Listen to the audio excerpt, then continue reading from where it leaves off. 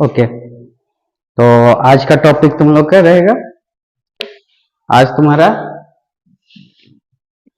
Series के बारे में, ठीक है ना।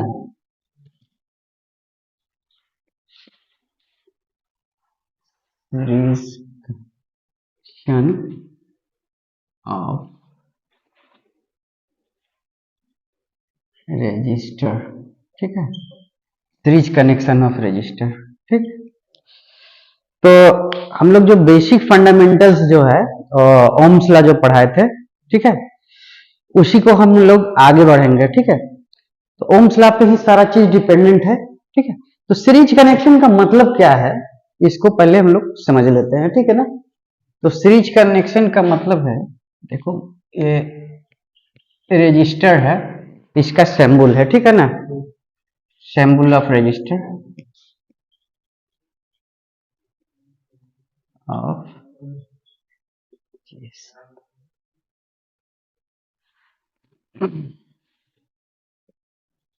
रजिस्टर। अब यहाँ पे क्या है, रजिस्टर्स नहीं कहेंगे, रजिस्टर्ड प्रॉपर्टी, ठीक है। प्रॉपर्टी, रजिस्टर्ड प्रॉपर्टी क्या है, रेजिस्टेंस कहते हैं, ठीक है। रजिस्टर का प्रॉपर्टी रेजिस्टेंस कहलाता है, ठीक है। तो इसका सिंबल है ये, हम क्या लाइन लिखे, symbol of register property resistance, ठीक है। तो है क्या रेजिस्टेंस को हम लोग यहाँ पे पहले समझ लेते हैं कि क्या चीज है। तो इसको इस तरह से समझा जा सकता है कि एक टैंक है और टैंक में एक वाटर टैप लगा हुआ है, ठीक है। तो इसके द्वारा क्या है, अब इसको पानी यहां हम डाल देते हैं और इसको फुल कर दिए, तो क्या होगा, इसके थ्रू हम कंट्रोल कर सकते हैं पानी के धार को। तो पानी के धार को कंट्रोल करते हैं, जितना ज्यादा अगर हम बंद रखेंगे, मतलब कि जितना ज्यादा रेजिस्टेंस हाई रखेंगे, तो क्या होगा, ये उतना ही कम मात्रा में हमारा पानी का फ्लोएशन होगा। जितना ज्यादा अगर हम इसको खोलेंगे, टैप खोलेंगे, उतना ही ज्यादा मात्रा में ये बन जाएगा। तो ये रेजिस्टेंस का प्रॉपर्टी है, ठीक है। इसी के आधार पे अब हम लोग चलते हैं, एक फार्मूले को ड्राइव भी करते हैं, और जो नेक्स्ट जो होगा हम लोग का प्रैक्टिकल, वहां उसमें भी देखेंगे, ठीक है। तो समझ लेते हैं, इसको हम थोड़ा सा बात करते हैं। ये एक मान लेते हैं, एक रजिस्टर है जिसको हम मान लेते हैं R1, जिसका रेजिस्टेंस है, और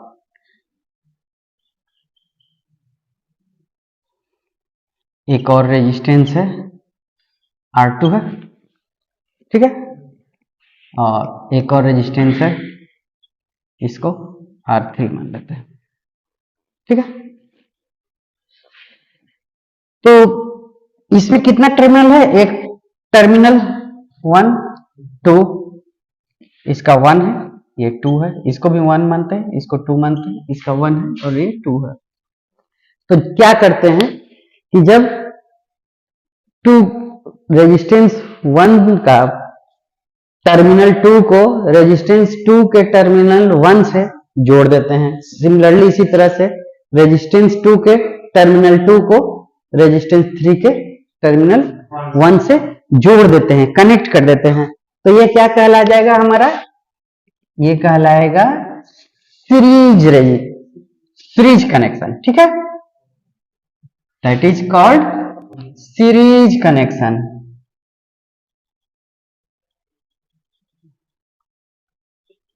सीरीज कनेक्शन, ठीक है।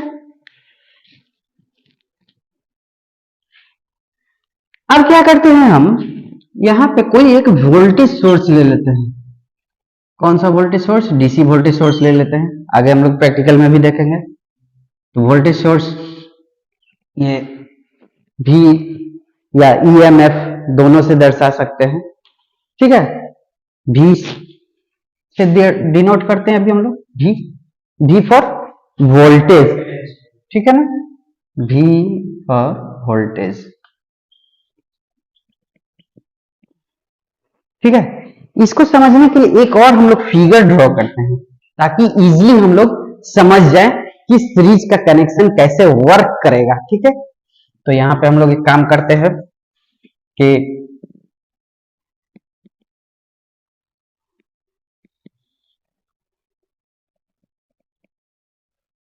पानी का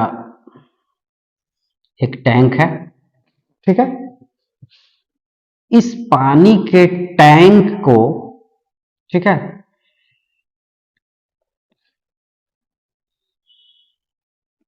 एक ऐसा स्टोरेज है उससे हम डिनोट करते हैं, गुजारते हैं। थोड़ा सा बड़ा कर देते हैं फिगर ताकि समझ में आए, ठीक है। इसको हम यहां पे कर लेते हैं, यहां मिटा देते हैं थोड़ा सा।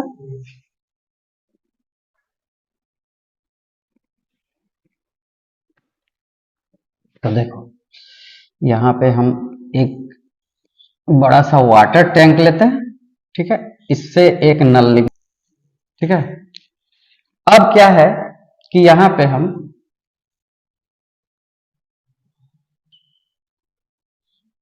एक वाटर का स्टोरेज टैंक रखते हैं, ठीक है। अब क्या करेंगे कि यहां से जो जा रहा है इसको अगर हम आउटपुट इसको पतला कर दें तो इस पे प्रेशर बढ़ जाएगा, ठीक है ना।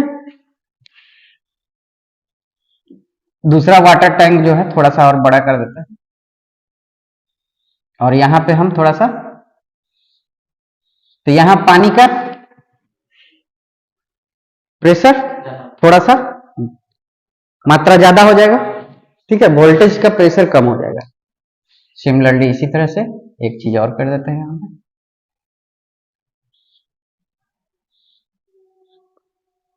लेकिन यहां कहने का मतलब, तो यहां से क्या हो गया, ये मान ली पूरा पर भरा हुआ है, तो यहां से ये स्टोर होते होते फिर एक कंडीशन आएगा कि यहां से सारा आउट हो गया।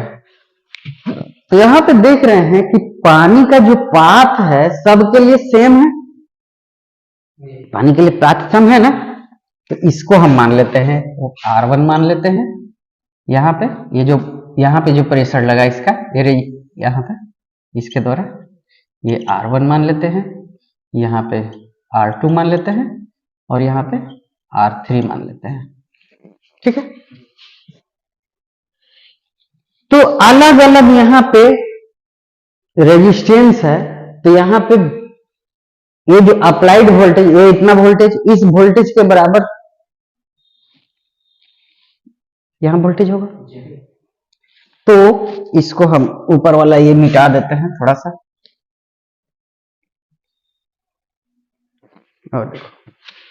और करंट को हम लोग किस चीज में मेजर करते हैं, सीरीज में मेजर करते हैं। तो यहां हम लोग तो दिखाई दे रहा है, लेकिन यहाँ पे हम लोग मेजर करने के लिए हम लोग कोई इक्विपमेंट यूज करना होगा जिसको कहते हैं एम्पियर मीटर, ठीक है, एम्पियर मीटर इसको कहते हैं एम्पियर मीटर, ठीक है, एम्पियर मीटर कहते हैं। और यहां पे जो वोल्टेज होगा ये अलग वोल्टेज होगा, ये V1 मान लेते हैं कि इसके बीच जो है V1 हो गया। तो ये जो वोल्टेज होगा यहां पे भी वोल्ट मीटर लगेगा, तो लोड हो गया, लोड के cross volt meter. Volt meter लगाने का मतलब क्या है, ये देखो जैसे कि ये वोल्ट मीटर है, यहाँ पे ये वोल्ट मीटर, इस वोल्ट मीटर के रेंज में अगर हम लगाते हैं और लगाने के बाद ये जो दो टर्मिनल्स है इसका वोल्टेज मीटर, यहाँ पे ये दो टर्मिनल यहाँ पे लगा दिए, ठीक है, ये वोल्टेज हो गया। फिर इसी तरह से सिमिलरली यहाँ पे भी ये वोल्टेज लगेगा मीटर, एक यहाँ पे भी वोल्ट मीटर, मीन्स देख लो यहाँ पे, तो ये क्या हो गया तुम्हारा, ये एक वोल्ट मीटर लगा, फिर यहाँ दूसरा वोल्ट मीटर लगेगा, तो उसका जो वोल्टेज रीडिंग होगा अलग होगा, V2 वोल्टेज आया मान लेते हैं। यहाँ पे क्या होगा, ये भी वोल्टेज सोर्स है, तो यहाँ पे V3 वोल्टेज आया, ठीक है, क्लियर है कैसे वोल्ट मीटर लगेगा। वोल्ट मीटर पैरेलल में लगेगा, या तो लोड के पैरेलल में और या तो सोर्स के। अब तो वोल्टेज सोर्स यहां पे क्या है, ये यहां पे भी वोल्ट मीटर लगेगा, तो इसको भी हम V से डिनोट कर देते हैं पैरेलल में, ठीक है, ये कैपिटल V, ठीक है। तो ये क्या हो गया, यहां पे भी जैसे वोल्टेज अगर हमको मेजर करना होगा तो यहां पे ये लोड हो गया, तो ये इस तरह से हम लोग एक वोल्ट मीटर यहां पे भी लगाएंगे, ठीक है। और करंट मीटर कैसे लगेगा, ये देखो यहाँ पे जो करंट मीटर है, यहाँ पे ये करंट मीटर, ये करंट मीटर के रेंज में, डीसी करंट के रेंज में हम लोग यहाँ पे मेजर करेंगे, ठीक है। मेजर करने के लिए और लगा करके ये जो यहाँ मान लीजिए कि इसमें भी है, ठीक है, लगाने के बाद ये वोल्ट मीटर को यहाँ पे वायर को कट करेंगे, कट करके ये वोल्टेज, ये करंट मीटर में यहाँ सेलेक्ट करेंगे और एक तार यहाँ पे और एक तार यहाँ पे लगा देंगे। तो वही चीज यहाँ पे हम दिखा रहे हैं कि वोल्ट मीटर का एम्पियर मीटर का, सॉरी, एम्पियर मीटर का एक टर्मिनल ऊपर और एक टर्मिनल नीचे कट करके, मींस सीरीज में एम्पियर मीटर को कैसे यूज करते हैं, ampere meter use in series, ठीक है, तो सीरीज में यूज कर रहे हैं। अब देखो यहाँ पे, तो यहाँ पे क्या क्या चीज है, हम लोग को इसको मैथमेटिकली सोर्स के द्वारा हम लोग प्रूफ करेंगे और बाद में हम लोग जो है किसके द्वारा प्रूफ करेंगे, प्रैक्टिकली हम लोग देखेंगे, नेक्स्ट जो हम लोग प्रैक्टिकल करेंगे। तो सो ऑन देखते हैं हम लोग। तो यहाँ पे जो अप्लाइड वोल्टेज है, इससे तो ज्यादा वोल्टेज लाएगा नहीं, यहाँ पे कहने का मतलब ये जो अप्लाइड वोल्टेज की है उससे ज्यादा तो वोल्टेज देगा नहीं। तो अप्लाइड वोल्टेज VT, इसको मान लेते हैं अप्लाइड वोल्टेज V, यानी V इज इक्वल टू क्या होगा, ये वोल्टेज और ये वोल्टेज तीनों जुड़ जाएगा, तो ये क्या हो जाएगा, V1 प्लस V2 प्लस और V3, ठीक है। अब हम क्या करते हैं, यहाँ पे हम करने के बाद एक काम करते हैं, एक फॉर्मूला हम लोग जो ड्राइव किए थे ओम्स लॉ का ट्रायंगल से हम लोग बात करते हैं, ठीक है। ये क्या था, ये वाला याद आ रहा है, V is equal to I into R, है ना। तो हमको क्या करना है, अब देखो यहाँ पे करंट सबके लिए सीरीज में सब, इस वोल्टेज सोर्स के लिए भी करंट वही होगा, जो हर एक रेजिस्टेंस के लिए भी वही होगा। तो अगर हम बात करते हैं V के लिए बात करते हैं, तो I टोटल करंट है, I इसको मान लेते हैं I, यहां पे I, ठीक है ना, I is equal to total current. देखो यहां पे एक चीज ध्यान देने का है कि सीरीज और पैरेलल जब भी हम लोग प्रूफ करेंगे, जो अलग रहेगा उसी पार्ट को हम लोग लेकर के प्रूफ करते हैं। जैसे हम लोग अगर नेक्स्ट जो क्लास पढ़ेंगे देखेंगे, उसमें करंट के लिए हम लोग फार्मूला ड्राइव करेंगे, ठीक है ना, मींस करंट का फार्मूला ड्राइव करके और पैरेलल का कनेक्शन देखेंगे। तो पैरेलल में क्या होता है कि करंट अलग अलग होता है, करंट का पाथ अलग होता है, तो वहां करंट को लेकर के चलेंगे हम लोग। और यहाँ पे क्या हो रहा है कि वोल्टेज सबका अलग अलग है, तो हम लोग क्या कर रहे हैं कि वोल्टेज को लेकर के चल रहे हैं। तो अब देखो ओम्स लॉ के हिसाब से V is equal to I into R होता, तो यहाँ पे क्या हो जाएगा, इस इक्वेशन में ये वाला इक्वेशन है, इस इक्वेशन में हम बात करते हैं V is equal to I into R यानी कि ये टोटल का रेजिस्टेंस, तो टोटल का रेजिस्टेंस आपके पास अभी मालूम नहीं है, तो क्या हो जाएगा V is equal to I मालूम है, इंटू RT मान सकते हैं टोटल रेजिस्टेंस। अब आ जाओ यहाँ पे, अब इसके लिए यहाँ पे क्या है, एक करंट का पाथ यही है, तो इसके लिए करंट क्या होगा, यही करंट होगा, वोल्टेज V1 होगा और रेजिस्टेंस R1। तो अब बताओ यहाँ V के लिए फार्मूला क्या होता है, I इंटू R1, तो क्या हो जाएगा I, तो करंट तो यही है, I into R1, I into R1, ठीक है, प्लस। अब देखो इस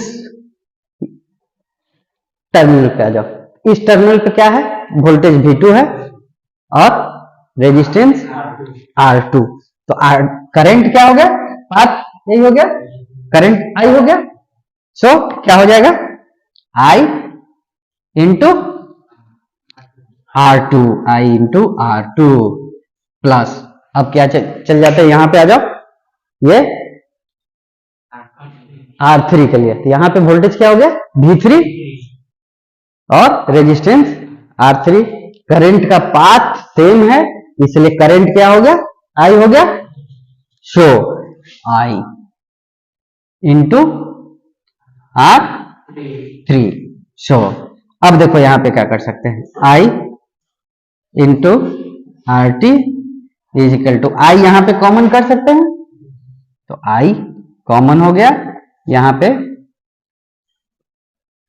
ब्रैकेट ले लिया, ये R1 हो गया प्लस R2 हो गया प्लस R3 हो गया, ठीक है, ओके। अब यहां पे हम इसको क्या कर सकते हैं, I और I कैंसिल हो सकता है, ये कैंसिल हो गया, I कैंसिल और I कैंसिल, ठीक है। सो अब सीरीज के लिए क्या फॉर्मूला मेरा ड्राइव हो गया, RT is equal to R1 plus R2 plus R3, ठीक है।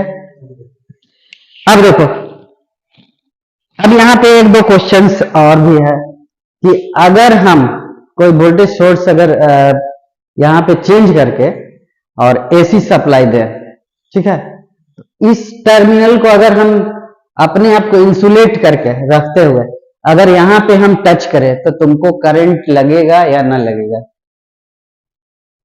करंट का इफेक्ट नहीं लगेगा। क्यों, क्योंकि पोटेंशियल डिवाइडर नहीं हो रहा है, तुम्हारे बॉडी के थ्रू एक ही पोटेंशियल मिल रहा है ना, दूसरा टर्मिनल जब तक टच नहीं करेंगे। यहाँ पे भी देखो वोल्टेज कब दिखाता है, ये अगर कट कर देंगे तो ये वोल्टेज दिखाएगा, नहीं दिखाएगा। तो सिमिलरली आपके बॉडी के साथ भी वही होगा। मीन्स ये एक और उदाहरण देते हैं कि हीटर देखा होगा, हीटर में कॉइल होता है, ठीक है, हीटर के कॉइल है, इसमें फेज है और ये न्यूट्रल है।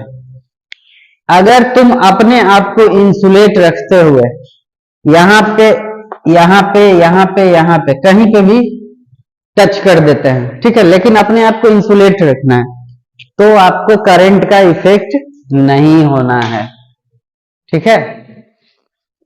तो इसी तरह से सिमिलरली अगर हम एक और उदाहरण जो है हम लोग प्रैक्टिकल करके दिखाएंगे वाटर का प्रैक्टिकल में, ठीक है, नेक्स्ट क्लास में लेंगे, इसी पे और भी हम लोग देखेंगे, पूरा कॉन्सेप्ट को क्लियर करेंगे, ठीक है। आज इतना ही रन देते हैं, ठीक है।